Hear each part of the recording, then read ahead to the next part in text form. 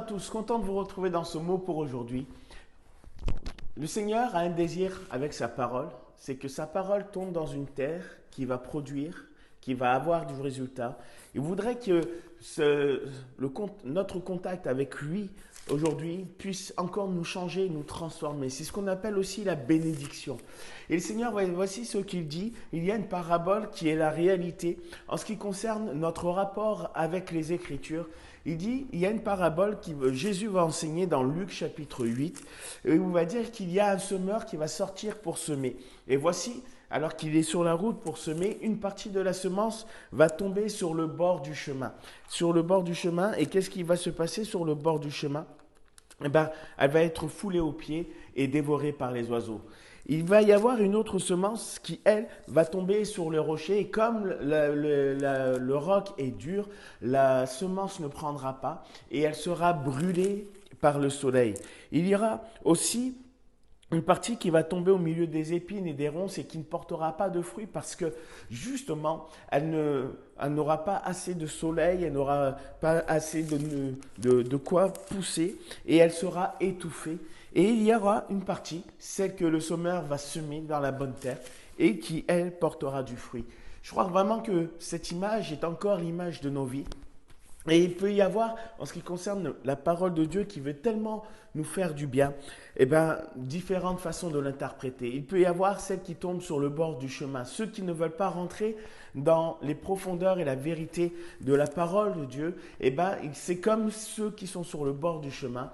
Ils vont se laisser fouler aux pieds, écraser et même manger par tout ce qui nous environne. Aujourd'hui, c'est ce qu'on dit, même dans le milieu du travail, nous vivons dans un monde de vautours. C'est-à-dire ces oiseaux qui viennent et qui dérobent et qui volent notre joie. Ces oiseaux qui veulent manger tout ce qui ne porte rien.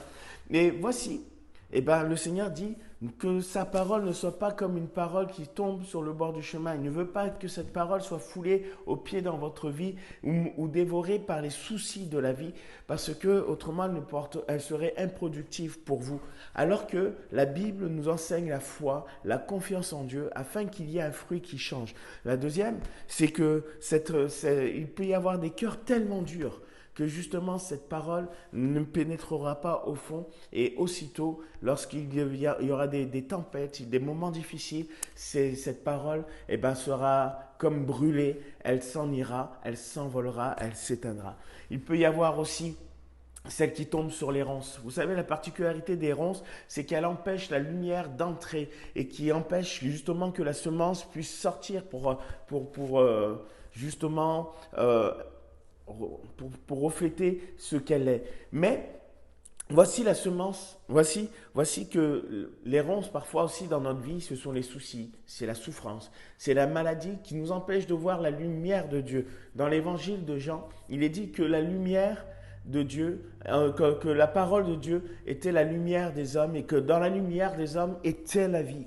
Et je voudrais vous dire que la parole de Dieu est là pour éclairer tout homme pour qu'il y ait la vie. Alors, il y a ce dernier terrain, c'est celui dans lequel je voudrais vous encourager. Soyez une bonne terre, c'est-à-dire une terre qui reçoit, une terre qui assimile cette semence, qui l'intègre. Il y a comme une fusion entre la terre et la semence pour que justement il y ait un fruit, qu'il y ait un résultat. Et le Seigneur voudrait que justement par la foi, vous puissiez encore accepter sa parole, que vous puissiez vous tourner vers lui, vous confier en lui, afin que sa parole produise du fruit dans votre vie. Je crois en la bénédiction de Dieu. Alors, quelle terre voulez-vous être encore aujourd'hui? Une terre sans foi, une terre qui focalise simplement sur les souffrances ou une terre remplie de foi? Alors le Seigneur vous encourage, soyez une bonne terre. Que le Seigneur vous bénisse et je vous dis à bientôt dans un prochain mot pour aujourd'hui. Au revoir.